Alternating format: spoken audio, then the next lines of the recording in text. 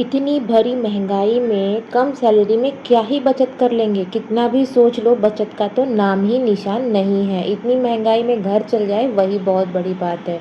यही बात है ना। तो आज की वीडियो काफ़ी मोटिवेशनल और आत्मनिर्भर के लिए है, क्योंकि बहुत सारी मेरी बहनों हैं जिन्होंने कमेंट किया है।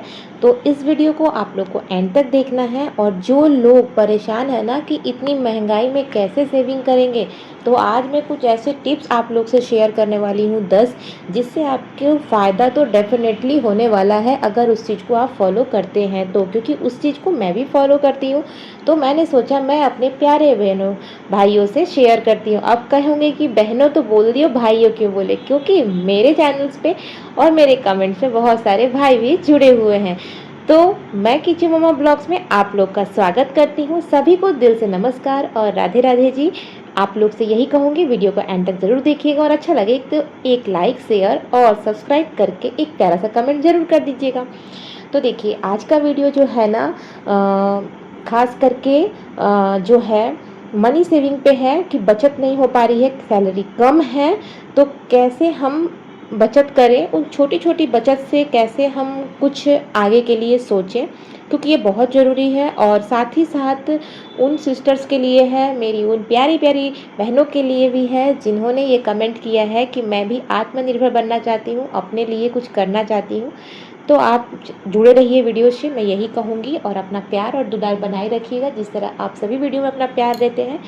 और उससे पहले एक चीज़ बोल दूँ, मैं ये वीडियो अपनी उन सिस्टर और भाई बहनों के लिए लाई हूँ जो लोग इस चीज़ से तंगी है, ठीक है। मैं उन लोगों को नहीं कह रही हूँ कि आपको मानना ही होगा, मैं अपना आइडिया दे रही हूँ क्योंकि मैं इस चीज़ को फॉलो करके इसका फ़ायदा उठाई हूँ। तो मैं सोचती हूँ मेरी जो अभी फ्रेंड्स जितने हैं, मेरी जितने सिस्टर्स हैं, जो भी हैं, सभी को इस चीज़ का फ़ायदा हो। क्योंकि मैं भी एक मिडिल क्लास फैमिली से बिलोंग करती हूँ, तो मुझे पता है। भले आज मैं थोड़ा सा ठीक है हमारा ये, लेकिन इससे पहले जब हम अपना बचपन बोल सकते हैं, जो भी हो, शादी के पहले काफ़ी ज़्यादा हमने गरीबी देखा है, कम सैलरी में कैसे घर चलाना होता है, ये सब चीज़। तो मैं उसी में से आप लोगों को कुछ 10 टिप्स शेयर कर रही हूँ जो मेरी मम्मी करती थी और मेरे पापा को भी मैंने देखा है। तो वही चीज़ मैं आप लोग से शेयर करूँगी, ठीक है। तो वीडियो को एंड तक देखिएगा ज़रूर, ठीक है। और आप लोगों ने जितना सारा कमेंट किया है उसको प्रूफ के साथ नेक्स्ट वीडियो ज़रूर लाएंगे, ठीक है।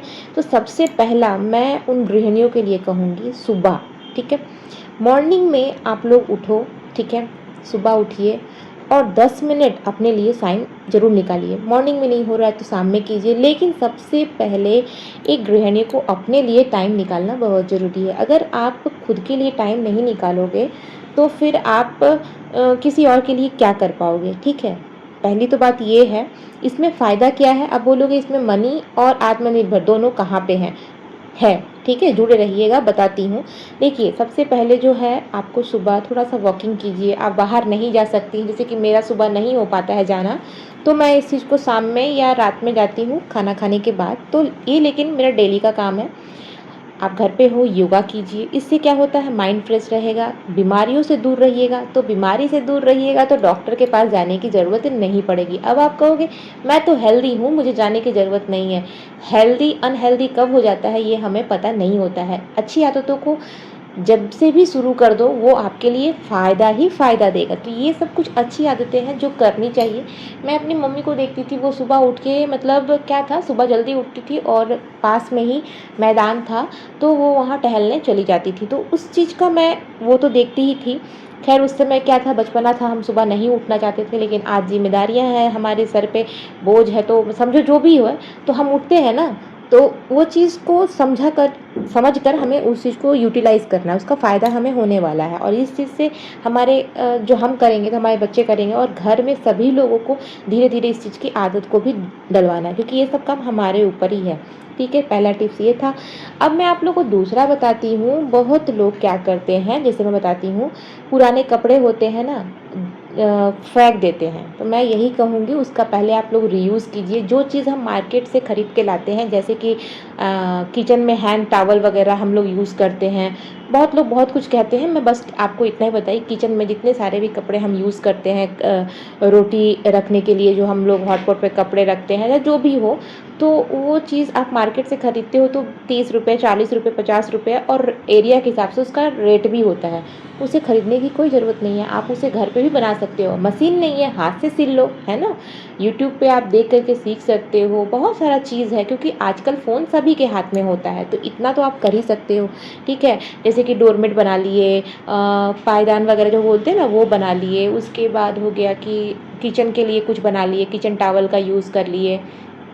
और जैसे कि हम घर पे बेडशीट वगैरह बिछाते हैं तो मैट्रेस के ऊपर आप, जिसको आप लोग क्या बोलते हो, गुदरा बोलते हो, जो भी बोलते हो, वो बना सकते हैं। जैसे आपने देखा होगा, अभी मैंने दिखाया ही आपको, मैं भी बेडशीट लगा रही थी तो देखा ना आपने, जो भी मेरे पास पुराने चद्दर और पुराने कपड़े थे मैंने उससे उस चीज़ को रेडी किया। इससे होता क्या है, उससे देखिए आपका समय बर्बाद नहीं हुआ, आपने कुछ अच्छा सीखा, आपका स्किल डेवलप हुआ और लोग उससे देख करके इन आपसे बहुत ज़्यादा प्रभावित होते हैं, ठीक है? इसका फ़ायदा है और आपके पैसे भी बचेंगे इससे, ठीक है? आप क्या करोगे, आप गद्दे खरीदोगे बाहर से जा कर के, उसके ऊपर मैट्रिक्स के ऊपर बिछाने वाले मैट खरीदोगे, ये सब, तो उस चीज़ को आप बचा सकते हो, है ना? तो ये सब आपको करना है। अब मैं आपको एक चीज़ बताऊँ कि देखो, मैं इस चीज़ को करने के लिए किसी को प्रेशर नहीं कर रही हूँ, जो मैं करती हूँ वो मैं बता रही हूँ, क्योंकि बहुत सारी सिस्टर्स का कमेंट ऐसा-ऐसा रहता है कि थोड़ा ख़राब लग जाता है, क्योंकि मैंने उन्हीं लोग के लिए वीडियो को बनाया है जिनकी आर्थिक स्थिति तंगी है, सैलरी में बचत नहीं हो पाती है, उनके लिए ये टिप्स है, क्योंकि ये चीज़ मैंने झेला हुआ है, इसलिए मैं बता रही हूँ आप लोगों को। तीसरा मैं ये कहूँगी, फ़ोन का फ़ायदा। अरे! फ़ोन का क्या फ़ायदा है? फ़ोन का फ़ायदा रील्स नहीं, रियल पे होता है। रील्स देख-देख के टाइम को वेस्ट मत कीजिए। रील्स देखिएगा तो कुछ भी होने वाला नहीं है। जो लोग स्किल्स डेवलपमेंट चाहते हैं कि मैं अपना कुछ सीखूँ, कुछ करूँ, खुद को मोटिवेट करूँ, तो देखिए आप यूट्यूब पे, अगर फ़ोन है आपके पास, अभी सभी के पास है, इसके लिए मैं ये नहीं कहूँगी, सभी के पास है फ़ोन। आप यूट्यूब से देख कर के सिलाई सीख सकते हैं, बुनाई सीख सकते हैं, कढ़ाई सीख, हर चीज़ आप वहाँ पे सीख सकते हैं। इवन बच्चों को कैसे पढ़ाया जाता है ये भी आपको वहाँ पे स्किल मिल जाएगा, है ना? तो हर तरह का काम आप वहाँ पे सीख सकते हैं।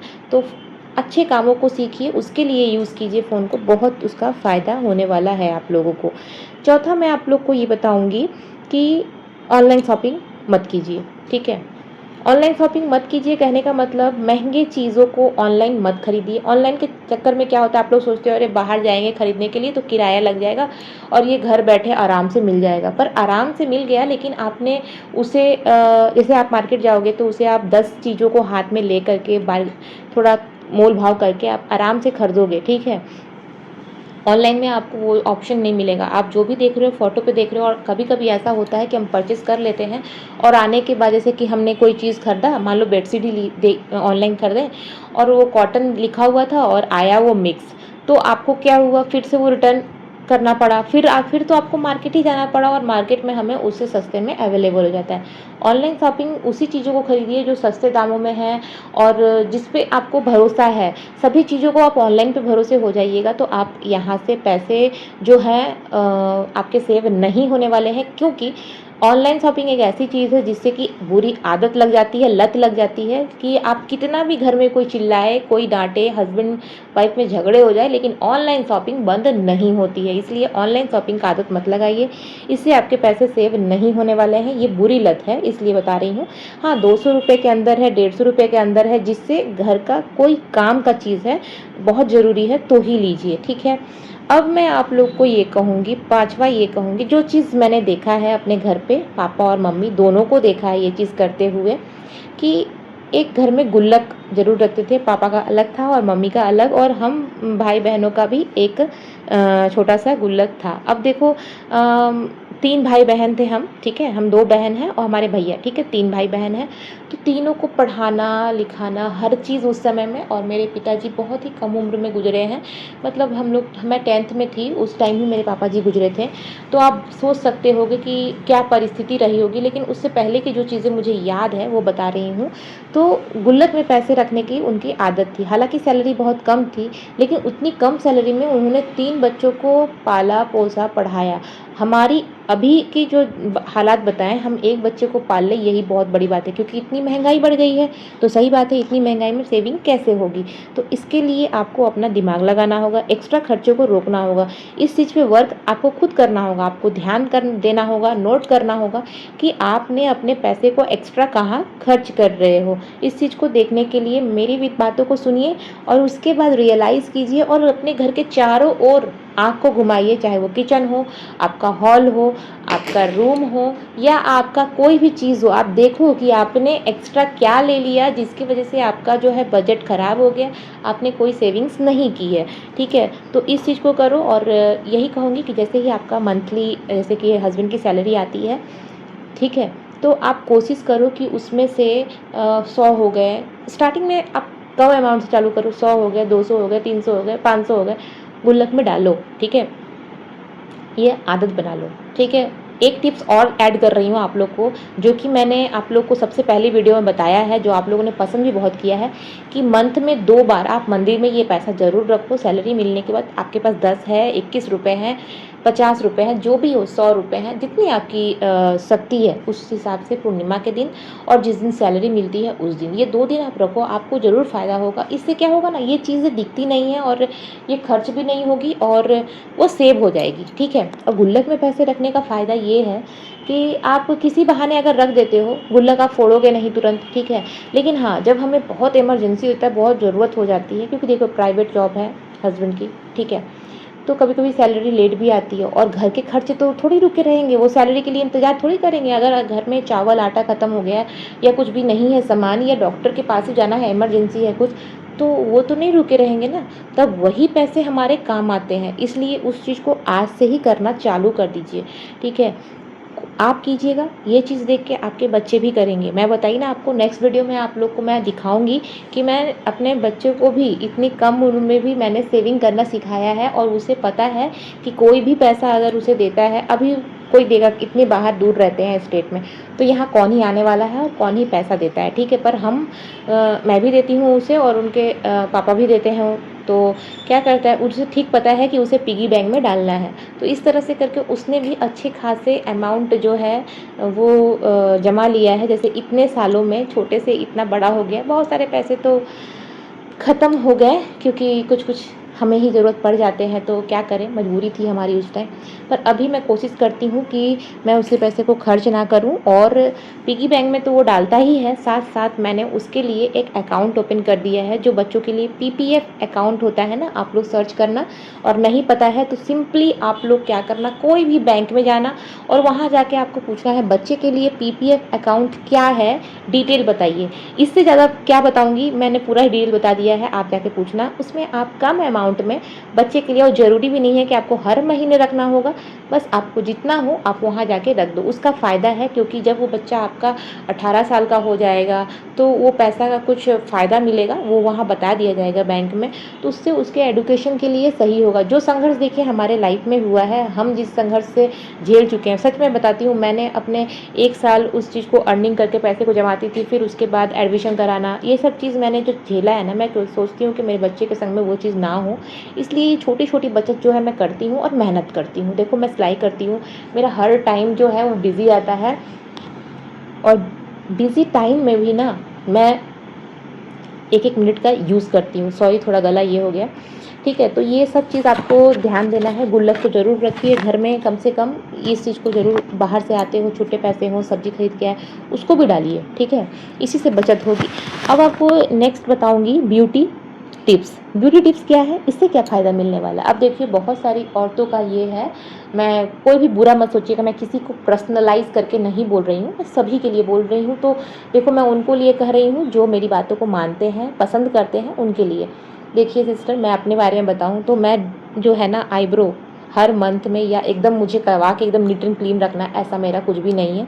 ये मेरा खुद का है। देखो आईब्रो करवाने जाएंगे 30 रुपये लेगा, 40 लेगा, ज़्यादा से ज़्यादा 50 लेगा, ठीक है? लेकिन आप सोचो, अगर मेरे को कहीं जाना नहीं है तो मैं क्यों करवाऊँ? ये मेरा दिमाग का है, अब मैं अपना बता रही हूँ। और ना ही मैं फेशियल ये सब मैं नहीं करवाती हूँ, क्योंकि सच बताऊँ, मैं किसी को देख के अगर मैं खुद करवा लेती हूँ, करवा लूँगी अगर, तो क्या होगा, मेरे स्किन पे रैशेस हो जाते हैं, मुझे सूट भी नहीं होते हैं। और देखो जनरली पार्टी फंक्शन होता है तो एक चीज़ समझ में भी आता है, पर यूं ही हर महीने करवाने के लिए आप घर बैठे भी अपने स्किन पे अच्छे अच्छे ट्रीटमेंट कर सकते हैं यूट्यूब को देख करके। यूट्यूब पे हर तरह के ब्यूटी टिप्स मिलते हैं जहाँ से आप अपने पैसे भी बचा सकते हैं और घर की चीज़ों से अपने स्किन को भी सुंदर रख सकते हैं। अब रही बात आईब्रो की, तो 30 रुपये के लिए आप हर महीने करवा लो, चलेगा। पर मैं अपना बताऊँ तो मुझे कभी कहीं जाना होता है तब ही मैं जो है ना आईब्रो करवाती हूँ, या बहुत ज़्यादा बाल बड़े हो जाते हैं आईब्रोज़ के, जब बहुत गंदा दिखने लगता है कि नहीं अब जो है करवाना पड़ेगा, तो ही मैं करवाती हूँ, नहीं तो उसको भी मैं चला ही लेती हूँ।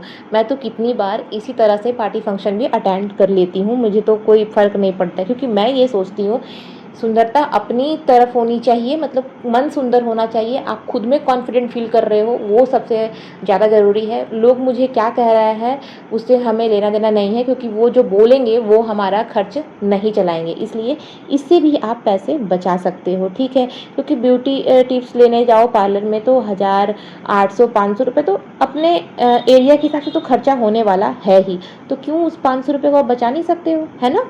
तो उसका फ़ायदा आपको वहीं से मिलने वाला है। अब आपको मैं नेक्स्ट बताऊं तो कपड़े और चीज़ें हो गई जो हम सिलाई करवाते हैं। अब ज़रूरी नहीं है कि सभी को सिलाई आती है, पर मैं यही कहूँगी थोड़ा सा देखिए, कपड़े पहनना अपने ऊपर डिपेंड करता है। 10,000 की साड़ी भी साड़ी होती है, 5,000 की साड़ी भी साड़ी होती है और 3,000 की साड़ी भी साड़ी होती है।